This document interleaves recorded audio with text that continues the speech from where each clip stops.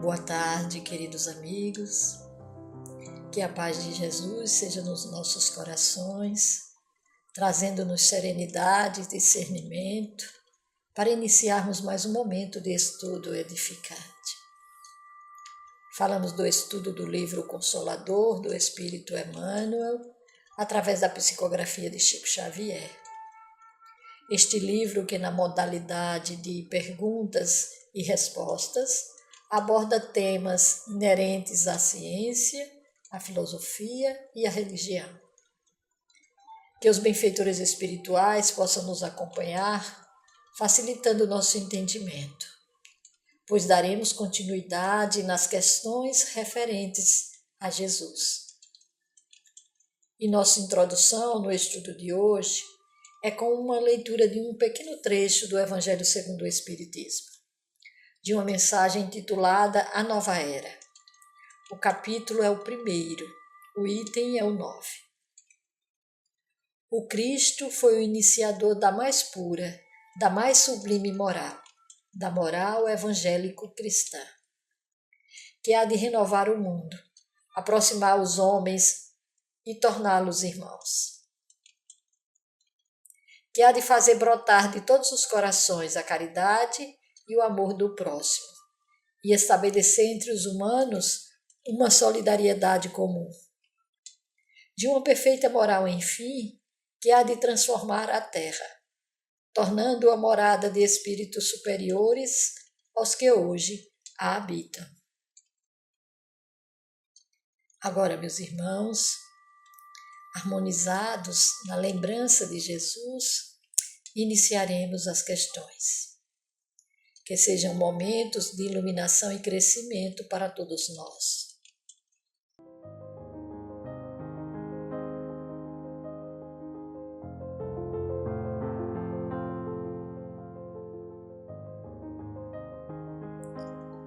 E a primeira questão de hoje é a de número 289. São muitos os espíritos em evolução na Terra ou nas esferas mais próximas que já viram o Cristo, experimentando a glória da sua presença divina? Responde o mentor. Toda a comunidade dos espíritos encarnados na Terra, ou localizados em suas esferas de labor espiritual mais ligadas ao planeta, sentem a sagrada influência do Cristo por meio da assistência de seus prepostos. Todavia, pouquíssimos alcançaram a pureza indispensável para a contemplação do Mestre no seu plano divino.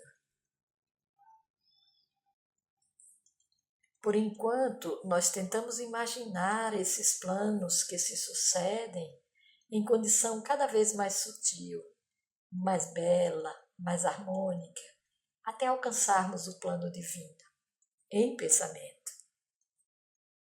Mas Emmanuel nos traz esse alento, mesmo na crosta e nas esferas mais próximas, sentimos a influência de Jesus. É necessário que nos esforcemos para sentir cada vez mais. E recordemos que o meio de nos capacitarmos nesse contexto é o do exercício da caridade e do amor. Vejamos ainda na fala do benfeitor, agora no livro Palavras de Vida Eterna, numa mensagem intitulada No Convívio com o Cristo. Para usufruir a intimidade de Jesus e senti-lo no coração, é imprescindível amá-lo, compartilhando-lhe a obra e a vida. Traremos agora uma passagem do livro Nosso Lar, capítulo 32, um diálogo entre André Luiz e Narcisa, falando a respeito da ministra veneranda, que já teve esse encontro sublimado com Jesus.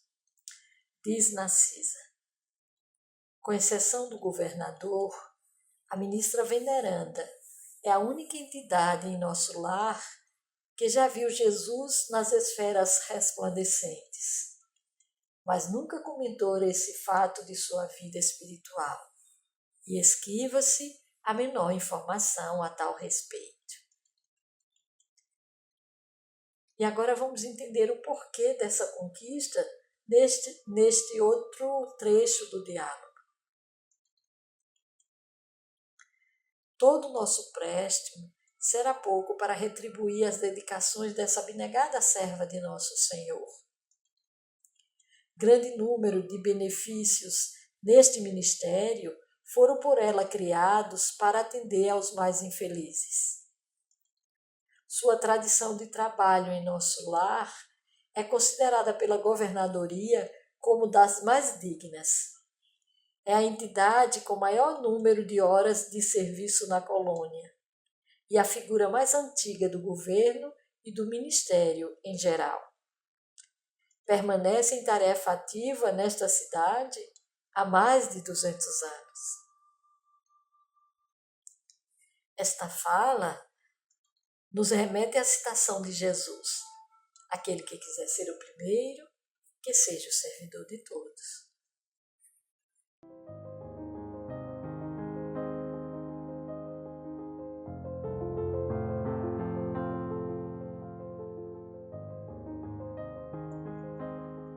Questão 290.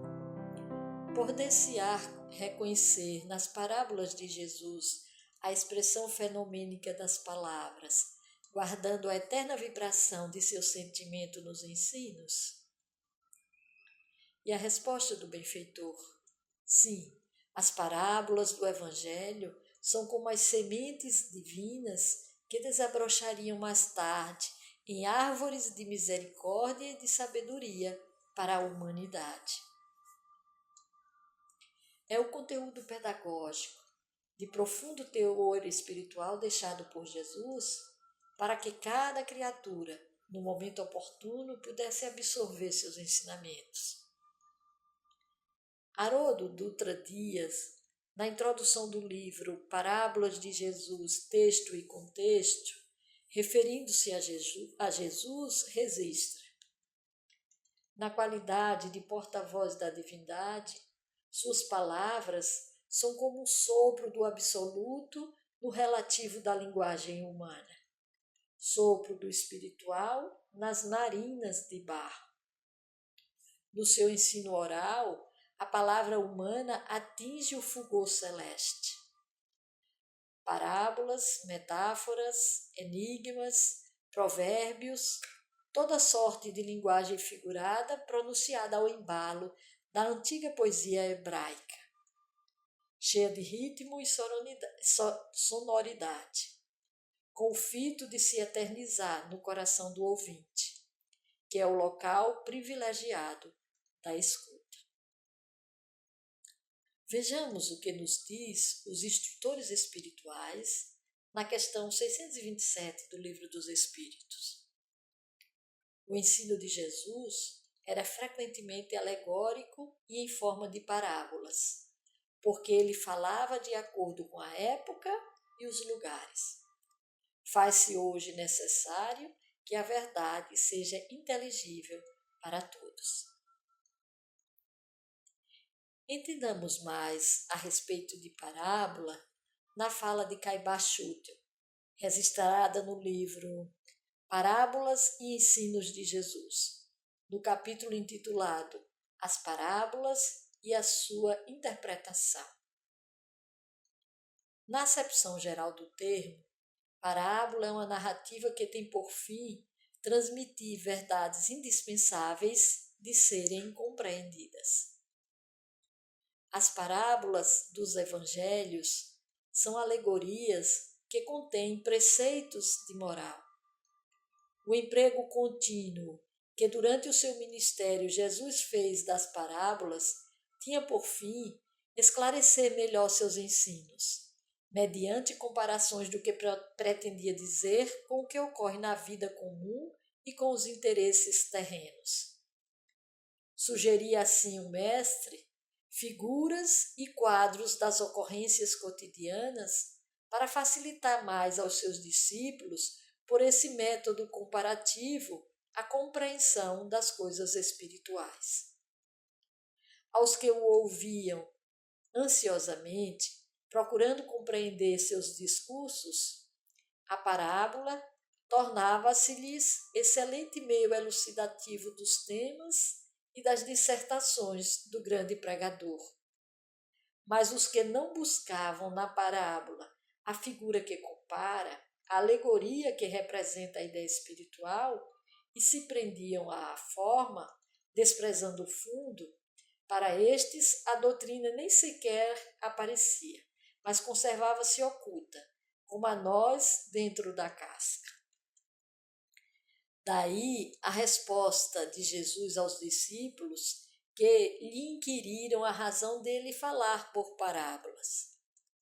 Porque a vós é dado conhecer os mistérios do reino dos céus, mas a eles não lhes é isso dado, pois ao que tem, dá-se-lhe-á e terá em abundância, mas ao que não tem, até aquilo que tem, ser-lhe-á tirado. Por isso lhes falo por parábolas, porque vendo não veem, e ouvindo não ouvem nem entendem. Para esses que não estavam preparados para ouvir e aceitar em seus corações as verdades espirituais do reino, essas verdades ficariam veladas, como a semente, esperando o tempo de desabrochar.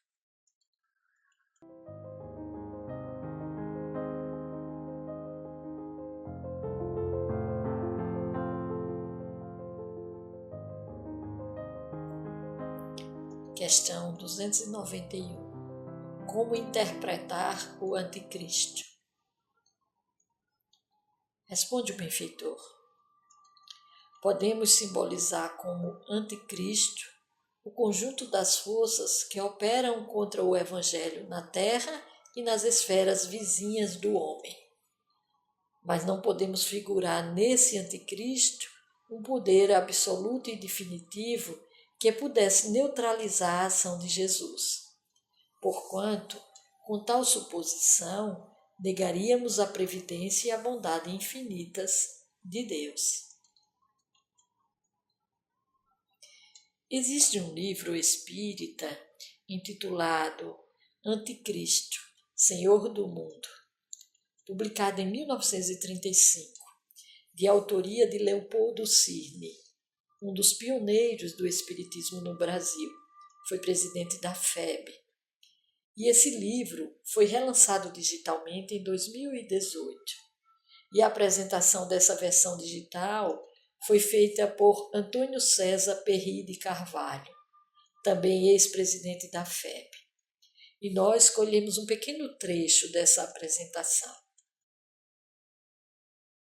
Leopoldo Cirne considera que o Cristo empreende a obra de educação e redenção da humanidade e raciocina o princípio oposto de separatividade e de egoísmo, que forma o substrato da natureza inferior do homem e constitui na quase totalidade da espécie humana o motivo preponderante de seus atos e impulsos, esse princípio deverá chamar-se o anticristo.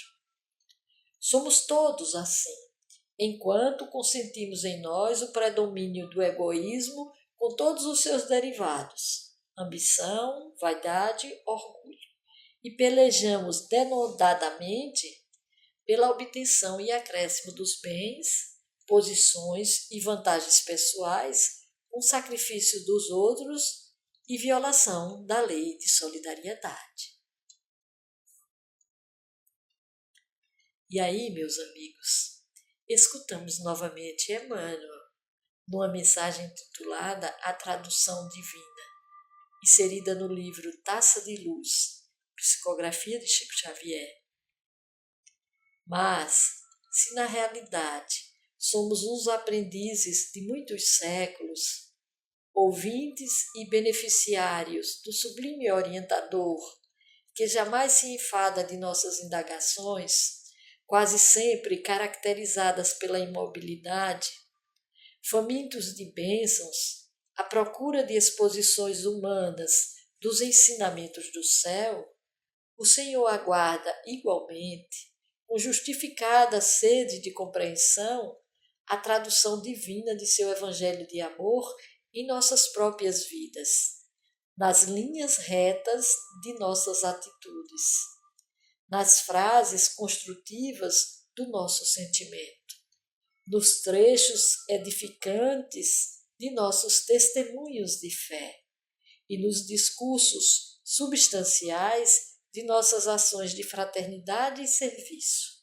elevação e regeneração, uns à frente dos outros. Meus amigos, com essa questão, nós encerramos o conteúdo classificado por Emmanuel como inerentes a Jesus. O novo bloco de questões tratará do tema religiões. E talvez seja questionado, mas nós não já estamos trabalhando o aspecto da religião? Estamos. Todo o conteúdo geral da religião, todo o conteúdo que trata da relação da criatura com o Criador. E compondo esse conteúdo, falaremos de religiões, instituições humanas criadas com o objetivo de auxiliar essa relação. Vejamos qual será a primeira pergunta deste novo tema.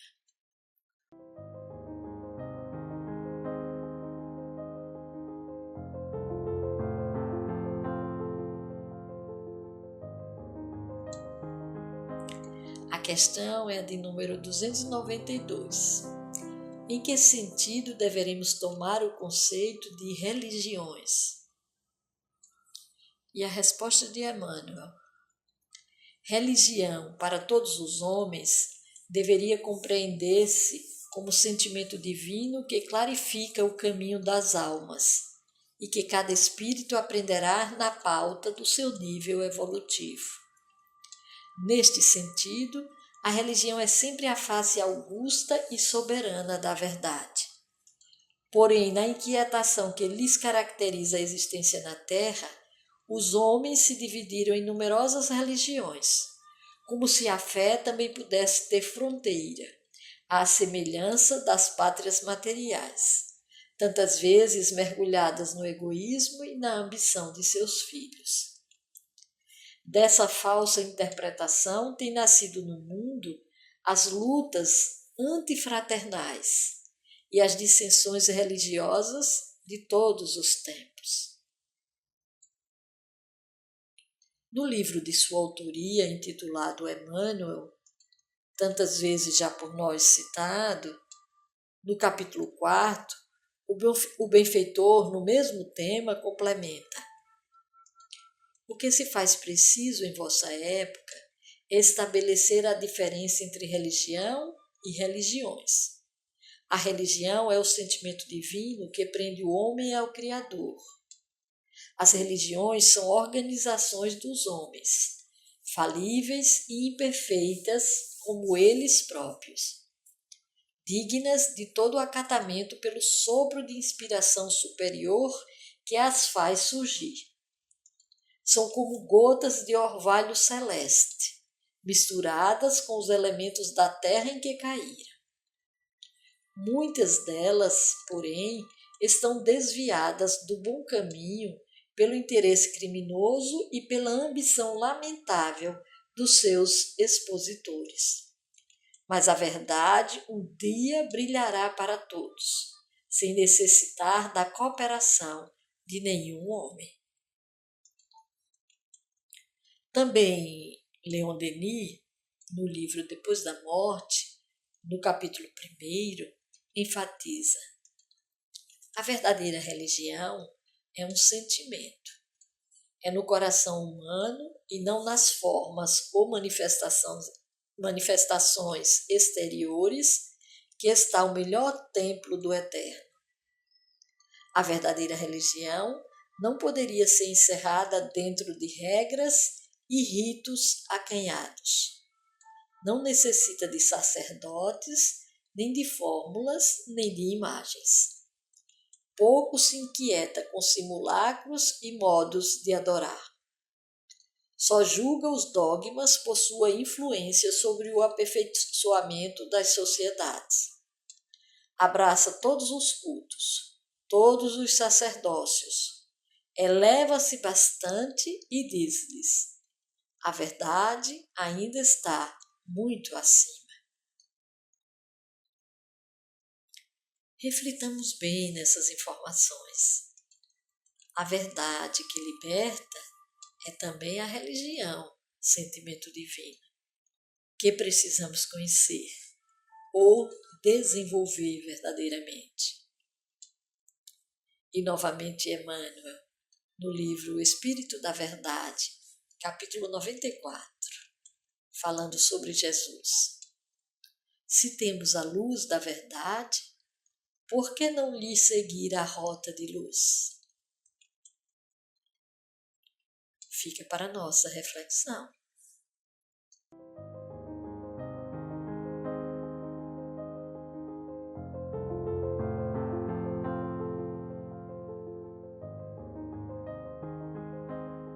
Questão 293.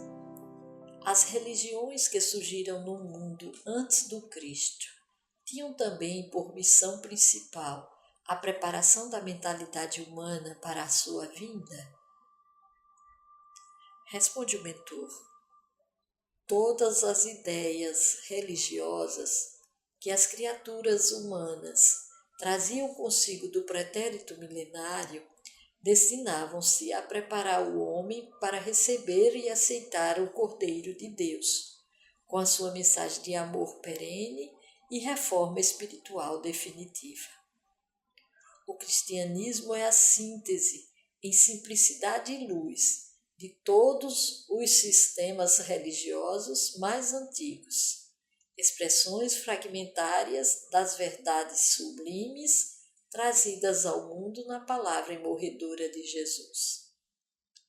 Os homens, contudo, não obstante todos os elementos de preparação, continuaram divididos e, dentro das suas características de rebeldia, procrastinaram a sua edificação nas lições renovadoras do Evangelho.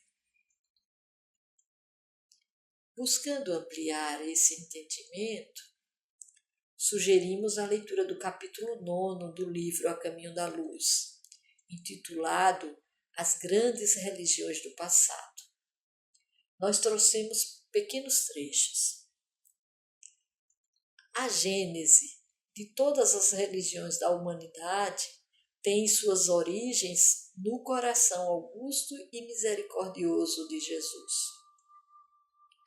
A história da China, da Pérsia, do Egito, da Índia, dos árabes, dos israelitas, dos celtas, dos gregos e dos romanos está alumiada pela luz dos seus poderosos emissários. A verdade é que todos os livros e tradições religiosas da antiguidade guardam entre si a mais estreita unidade substancial. As revelações evolucionam numa esfera gradativa de conhecimento. Todas se referem ao Deus impersonificável, que é a essência da vida de todo o universo, e no tradicionalismo de todas palpita a visão sublimada do Cristo, esperado em todos os pontos do globo.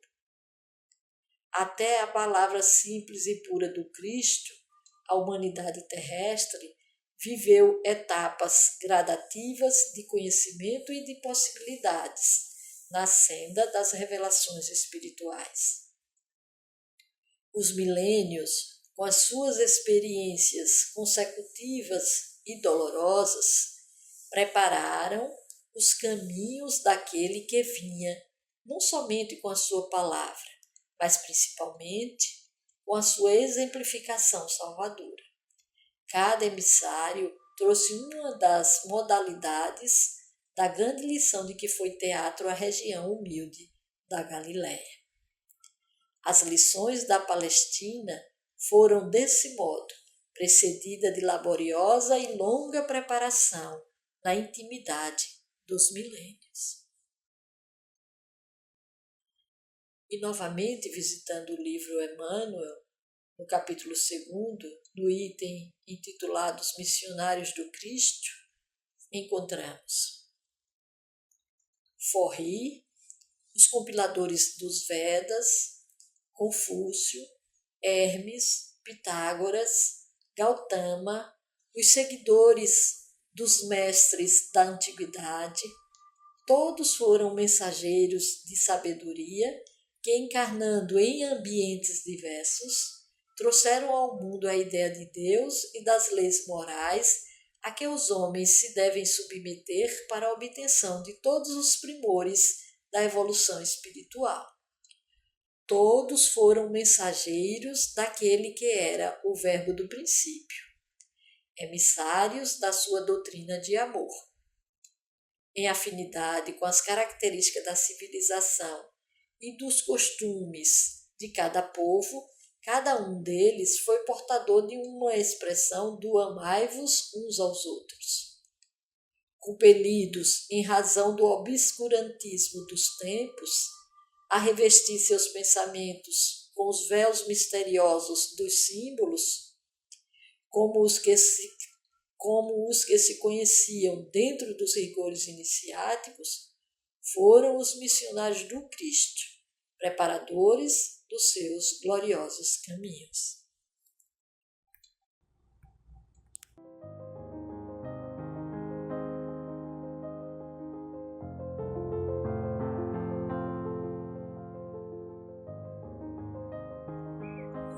Questão 294.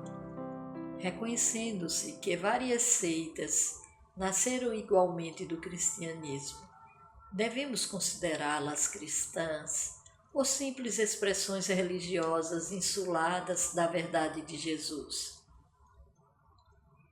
E a resposta do benfeitor: todas as expressões religiosas nascidas do cristianismo se identificam pela seiva de amor do tronco que as congrega, apesar dos erros humanos de seus expositores. Os sacerdotes das mais diversas castas inventaram os manuais teológicos, os princípios dogmáticos e as fórmulas políticas. Todavia, nenhum esforço humano conseguiu deslustrar a claridade divina do amai-vos uns aos outros, base imortal de todos os ensinos de Jesus, cuja luminosa essência identifica as castas entre si em todas as posições e tarefas especializadas que lhes foram conferidas. E é também Emmanuel que no livro Roteiro, no capítulo 18, esclarece que o isolacionismo orgulhoso na esfera cristã é simples criação humana, fadado naturalmente a desaparecer, porque na realidade nenhuma doutrina quanto o cristianismo trouxe até agora ao mundo atormentado e dividido os elos de amor e luz da verdadeira solidariedade.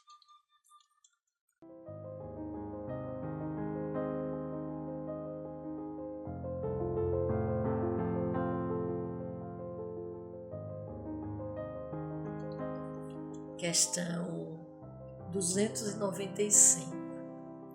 Se as seitas religiosas nascidas do cristianismo têm uma tarefa especializada, qual será a das correntes protestantes oriundas da Reforma? Responde Emmanuel. A Reforma e os movimentos que se lhe seguiram vieram ao mundo com a missão especial de exumar a letra dos evangelhos, enterrada até então nos arquivos da intolerância clerical, nos seminários e nos conventos, a fim de que, depois da sua tarefa, pudesse o Consolador prometido, pela voz do Espiritismo cristão, ensinar aos homens o Espírito Divino de todas as lições de Jesus.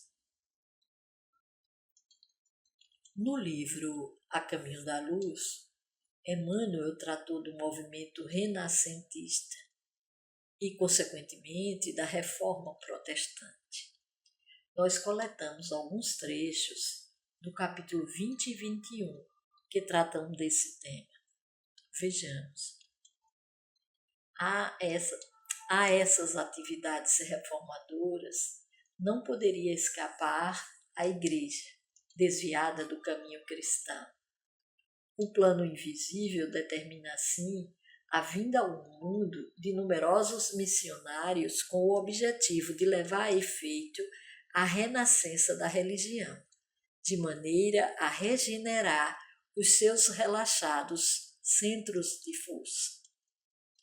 Assim, no século XVI, aparecem as figuras veneráveis de Lutero, Calvino, Erasmo, Melancton e outros vultos notáveis da Reforma, na Europa Central e nos Países Baixos.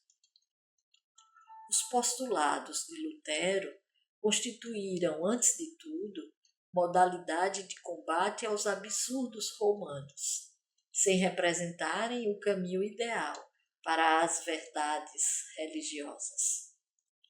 Ao extremismo do abuso, respondia com o extremismo da intolerância, prejudicando a sua própria doutrina. Mas o seu esforço se coroou de notável importância para os caminhos do porvir. As suas ideias libertárias acenderam uma nova luz, propagando-se com a rapidez de um incêndio. O direito do exame livre, porém, dividiu a reforma em vários departamentos religiosos, de acordo com a orientação pessoal de seus pregadores, ou das conveniências políticas do meio em que viviam. Na Alemanha era o protestantismo, com os partidários dos princípios de Martinho Lutero. Na Suíça e na França era o calvinismo. E na Escócia, a Igreja Presbiteriana. Na Inglaterra, a questão veio a tornar-se mais grave. Henrique VIII, defensor extremado da fé católica, a princípio por conveniência de caprichos pessoais, tornou-se o chefe do poder político, assumindo a direção da Igreja Anglicana. Há 500 anos, essas novas correntes religiosas surgiram trazendo outras perspectivas para o cristianismo, que até então era monopólio da Igreja Católica. Como nos diz Leon Denis no livro Depois da Morte, nada escapa à lei do progresso, e as religiões são como tudo mais. Mas nem por isso, diz ele, perecerá a ideia cristã. Esta somente se transformará para reaparecer sob forma nova e mais depurada. Meus irmãos, na próxima semana, se Deus permitir, daremos continuidade ao nosso estudo. Agradecemos imensamente a companhia de todos e rogamos a Jesus que abençoe esses irmãos que nos auxiliam nessa caminhada de busca do conhecimento espiritual.